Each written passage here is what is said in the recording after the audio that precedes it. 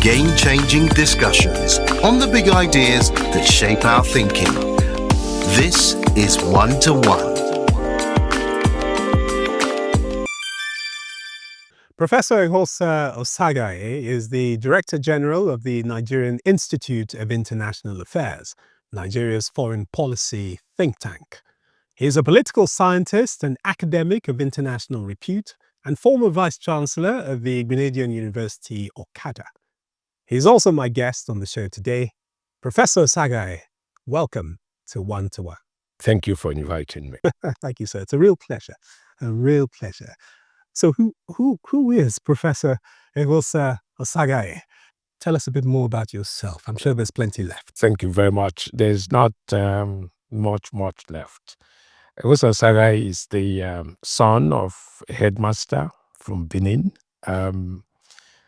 headmaster who had an experiment to perform to show that he could do many things in record time. So he wanted a child who would go to school, be a graduate at, such an early age and be everything that he wanted to be. So he sent me way ahead of time to primary school. And then I end up, graduating at 19. I end up, getting a master's at 21. And getting a PhD at 26. And his experiment, was fulfilled. And I became a full professor at 34. And it's been all that and more. So I'm sure he died a very happy and fulfilled man. So Eghosa Osaghae is the son of a headmaster, the father of 4 children, the husband of 1 wife, and grandfather of 3 children. So this, in short, is what I've been. I've spent the years of my life, the most momentous years, at the University of Ibadan, where I became a junior faculty in 1982. And I have remained there. Today, Eghosa Osaghae is Director General of the Nigerian Institute of International Affairs. This is the institute, that is at the core of the intellectual aspects of Nigeria's foreign policy and international relations engagements. So if you like, this has been a life that I'll summarize in the following way. In 1992, my father came visiting me in the university. I had, a daughter and a son at the time.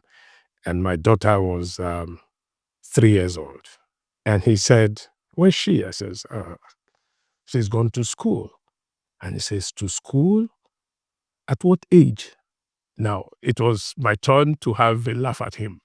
So he says, "Go back and bring her. If I knew you were going to be in school all your life, I would never have performed that experiment." So in short, that's who I am. And I'm also glad that I am a canon of the cathedral in the Anglican Church, the Diocese of Benin. Indeed, a very fulfilled life you've led so far, albeit a rather precocious one. And of course, your father's experiment was a bit more than an experiment, actually. I see here the manifestation of that, proof of that experiment here before us. And of course, the NIIA, the institute that you have led since 2021, has been, or is currently, the direct beneficiary of that wealth of experience and expertise that you've gained over the years. But can I ask you, therefore, to talk a bit more about the overall mission? I know you alluded to it earlier, of the NIIA, and its place, its role in Nigeria today. Has that changed, morphed a bit over the years? And And what role do you think it plays today in guiding foreign policy objectives in this country? The NIIA was established in November 1961, which means the NIIA is 64 years old. From inception, it had the mandate, of promoting the understanding of the international community and the environment. It was to be at the vanguard of Nigeria's knowledge of other parts of the world, especially through countries and the citizens, and so on. Now, to advise the federal government on foreign policy and international relations engagements, and to produce intellectual depth, through collaborations with like-minded institutions across the world. Also to build capacities, for all of our foreign policy and international affairs engagements. So to a large extent, I think the NIA has proven its mettle and met all of these challenges, that have come with that mandate. Now, in the 1970s especially, you would have heard that Nigeria was at the zenith of its foreign policy postures across the world. Nigeria emerged as a formidable power, leading not just African power, but a power of global reckoning. And the NIA had a large part to play in that. Now, remember that in 1976, in January, I think, General Murtala Muhammad at the time went to the OAU summit, where he delivered an address, that is today celebrated as the transition point for Nigerian foreign policy. After all that Tafawa Balewa and so on had done, he called it, it was the dawn of a new era. Africa had come of age.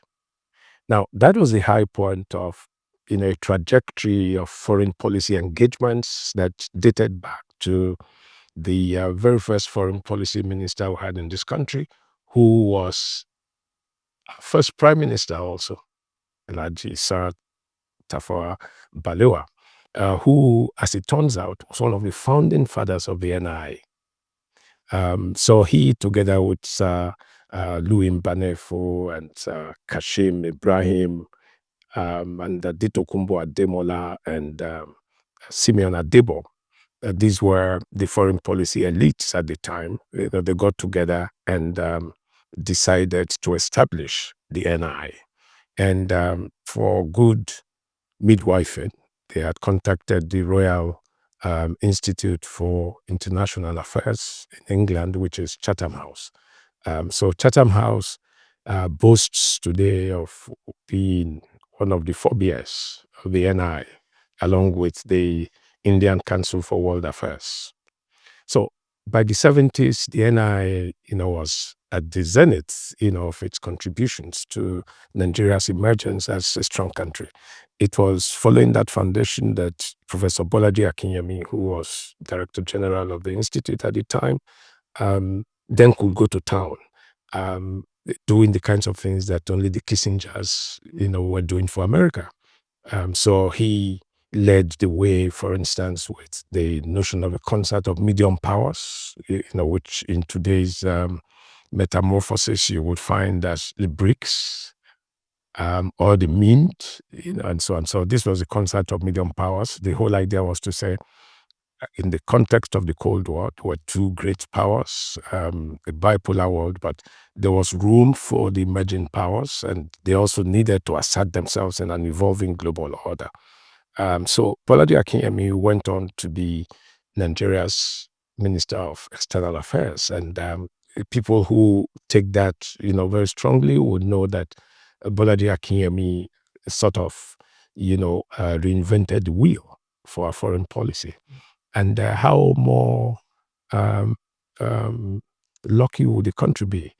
Because, we had also Professor Gambari, Ibrahim Gambari, who had been the DG of the NIIA and also became Minister of Foreign Affairs.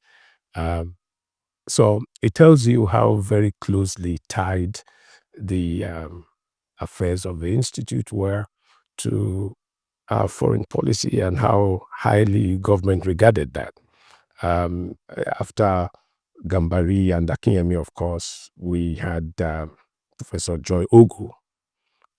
She also later became the Minister of Foreign Affairs in the Second Republic. So the NIIA has had those very critical contributions to Nigeria's foreign policy postures. And I would say that in terms of its intellectual contributions, the NIIA hasn't just only been Nigerian in scope and character. It's also been at the vanguard of the African movements for international engagements. So in 1985, for instance, the NIIA worked with other think tanks in Africa, together with the ECA, the Economic Commission for Africa, to produce a document called The African Alternative to Structural Adjustment. It was in 1985. Earlier than that, in 1981, 82, the NIIA was part of the Lagos Plan of Action, which defined, what roles there would be for Africa at the time. And to go back to the movements across time, you would see an African approach, that emphasized self-determination and, self-development in the Lagos Plan of Action. It didn't say we required autarky, so it was not like we wanted to break away from the world, but it says we should be able to determine for ourselves, what we want to do. And then you come to 1985, and structural adjustment is simply saying you no longer seem to be able to know what you want to do. Again, the NIIA is there saying we have an alternative conception and so on. So this has been the history of the NIIA. Today, of course, things are a little more mixed. The global system is, in some kind of overdrive. Every day there's something new, and the NIIA tries to see how we can properly understand these developments and demystify the things that can be reduced to concrete, actionable points that would serve Nigeria's interest best. So, Professor Osaghae, those are some very interesting points that you've raised. Of course, foreign policy is constantly on the move, isn't it? But of course, there are organizations like the NIIA in this country trying to ensure that that we are properly grounded and that we determine foreign policy in our own interests, of course. And I particularly love the fact that you hark back to the Cold War, the context of a polarized world and the need for countries with other interests, the middle ground, to assert themselves. But let's fast forward a little bit from then till now and just take a look at what's happening on the African continent. I mean, it's fair to say, particularly in the last couple of years, that we've witnessed some shifting alliances, haven't we, amongst the African nations, and many of these shifts, so to speak, have implications, of course, for countries within Africa, but also, and particularly so, for Western nations. Can I ask you to just comment a little bit about that, and also to talk to us about what opportunities, economically and otherwise, that a situation that's emerging might have or offer Nigeria? Well, thank you very much. I think the first thing to do is to provide a conceptual framework, for understanding some of the things that have happened most recently. You would find that, in not just bilateral, but also multilateral relations, a great deal of emphasis is now placed on Africa as one unit.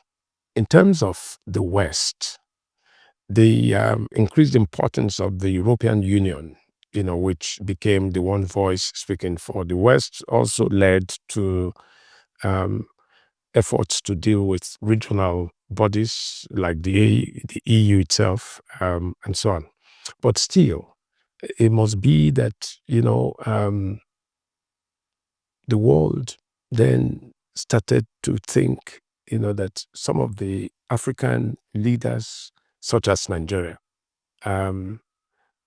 disappeared somewhat at a point. And that gave room, for the emphasis on Africa as a whole.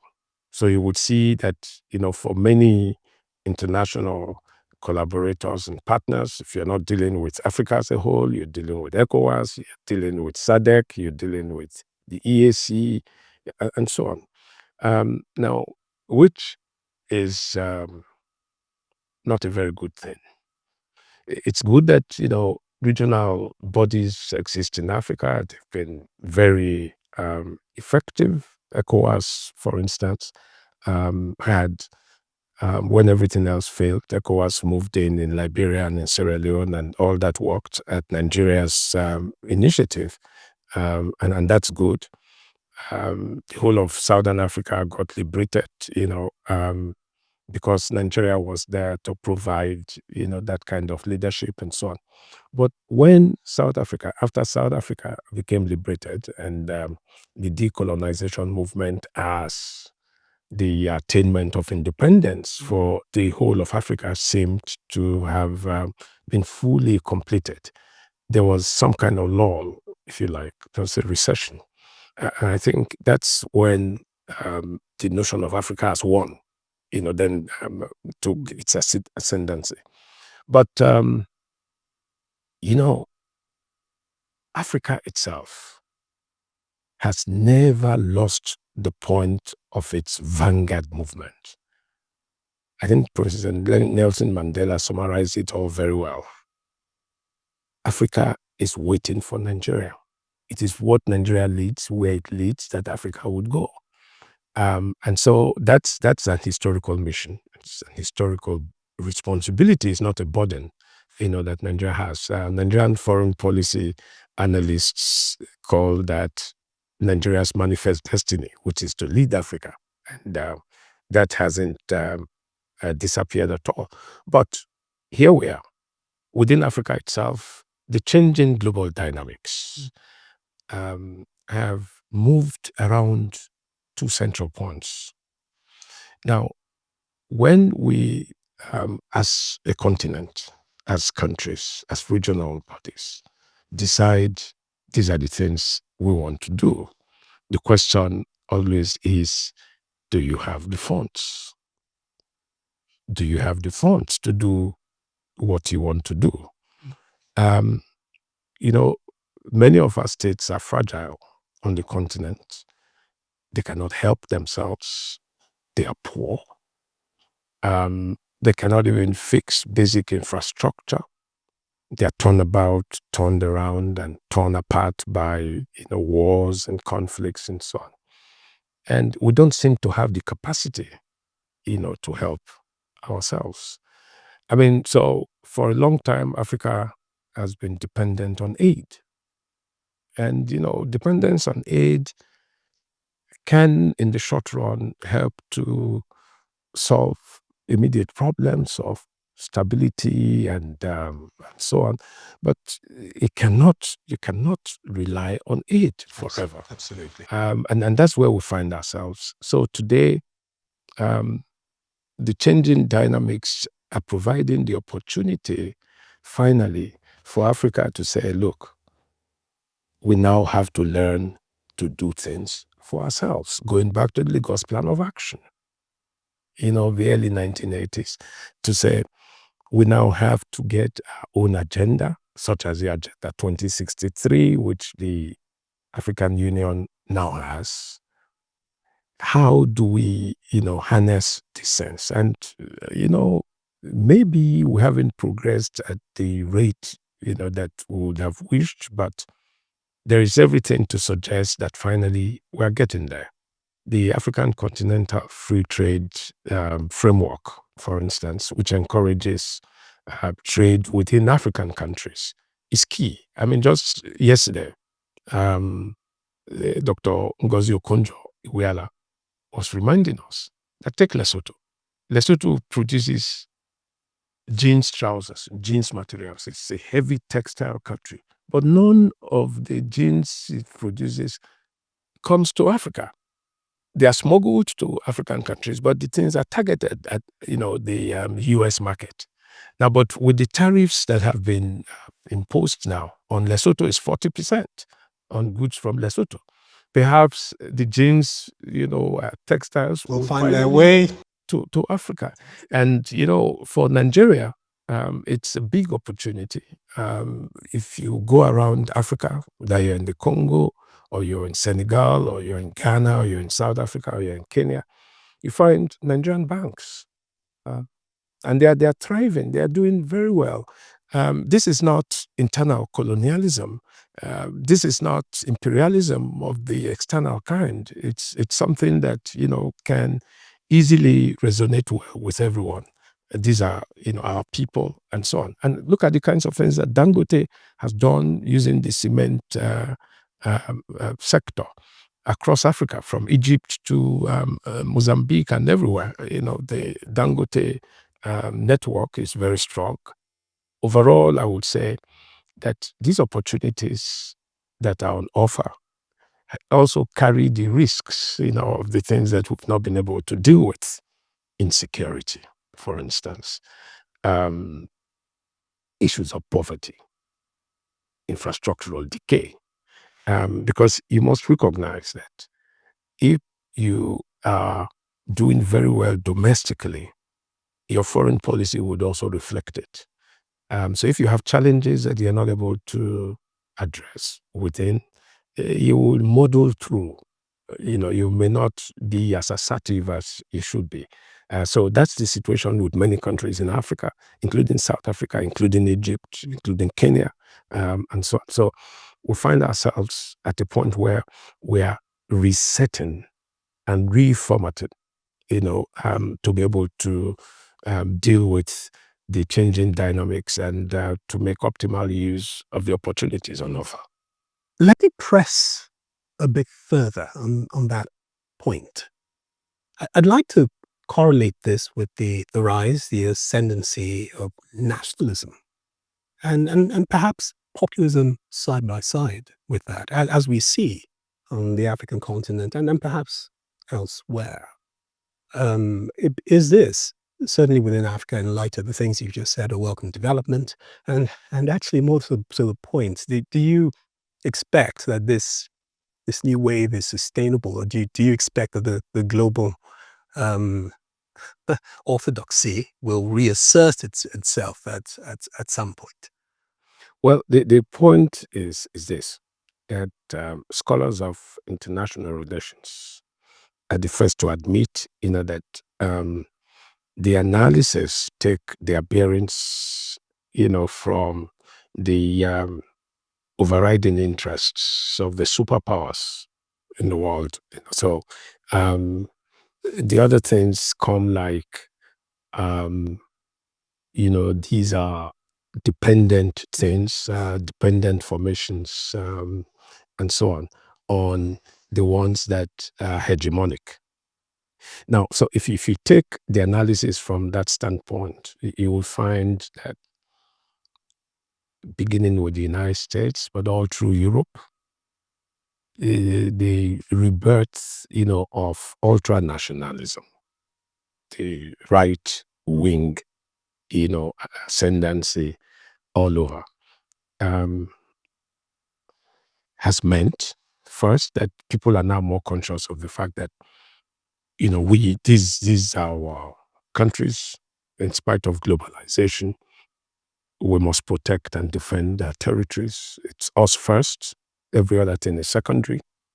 And that also means that there are border closures. You want to prevent people from coming in as much as possible.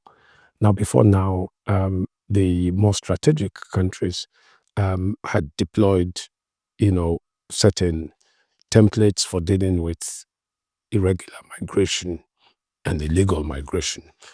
So you have the migration policy that is very deliberate, that allows you to make optimal use of brain drain and so on. So you select people on your own terms, whereas the counterweight of that, which is represented by irregular migration, is that from the global south, there are movements there on their own terms. So it's quite it's quite some kind of thing that requires some resolution. And you would find that bodies like the EU have moved into Africa to streamline migration policies and prevent so-called, illegal migration to Europe. Now, in the face of all of this, we also have seen, for instance, from the point of view of regular migration and brain drain and all of that, there are trade-offs, but there are benefits. So that, for instance, today we're able to talk about the funds, that come from the diaspora communities. Those funds are huge.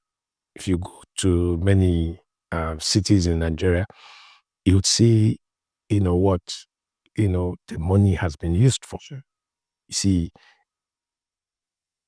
unbelievable extensions, especially in the real estate sector. There are, all kinds of things everywhere. And for many families, if they didn't have such things coming from abroad, the poverty levels would be much worse. So that is so. But, we therefore thought that globalization, was something to embrace. And for many of us, it was a new form of thinking that accepted unbridled globalization. But today, there are things that are beginning to make us realize that maybe we should rethink, some of those things that we've talked about. American policies increasingly would encourage deglobalization. Make America great again simply means, America first, America second, and America only. Absolutely. And that is going on. So as we begin to rethink this sense, maybe it's the time to say BRICS is offering a de-dollarization possibility. That's something to consider. If the big powers, as we know them, are no longer as amenable to supporting Africa the way we would want, there are other countries that are coming up. India is one, South Korea is another, China is in the forefront, Singapore, all of these countries, going back to Bolaji Akinyemi's concept of medium powers, there's a lot that can be done without waiting for the United States or the Western nations to come to lead us. So I think, nationalism, let's take the African flank of nationalism, is a big problem because we have states that have not quite become nations. So we are in that struggle. You would find that African states that have managed to get notions of being collective countries with common good and so on have progressed better than those that are still struggling, with those very fundamental issues of the national question. So, for instance, if you take Botswana doesn't seem to have the kinds of diversities, that many other countries in Africa suffer from. If you take South Africa, it has its diversity, but what is clear is that the liberation struggle, was a good vehicle for putting a sense of nationhood. So many South Africans, are still able to defend the interests of their countries in the ways that many other countries are not able to do. So I think that the first thing that we really need to do, without getting reductionist, is to say we need to work on our nationhood as a people. Nationalism meant the struggle for independence. Now we have independence. The kind of nationalism that we're talking about is the one that makes us one people, serves us as a commonwealth, where we have things in common. Because you see, because we haven't quite attained that, most of the times our relationships with the state are very opportunistic. So it's like everything to get from the state, but nothing to give to the state. That's still very problematic. But I will close this part of it by reminding us that, our nationalists that long ago were part of the problem. In the bid to demarket the colonial state, people, as citizens, were encouraged not to pay taxes. Because the whole idea was to say, you're paying tax to somebody who is exploiting you and oppressing you and so on, Occupying you. So our people thought it was the right thing not to pay taxes. So now suddenly you have taken over. And, to change that narrative, it's very difficult. But you see, you cannot change that narrative except and until you have let the people see that, you see, this country is their country. So if it doesn't work, if it's not prosperous, we'll just sink and die. But where we are is, there are those who say, yes, this country is our country, but it is what it has that makes us part of it. And that's what we'll go for. And that's why we have corruption as an industry. Everyone is, going into the state to enrich everyone. So those kinds of things can only stop if we have a different sense of nationalism. Now take the artists, the creative artists, or Nollywood itself. I mean, I don't know how many times you've been in shops around the world, and the music everyone is playing is Nigerian music.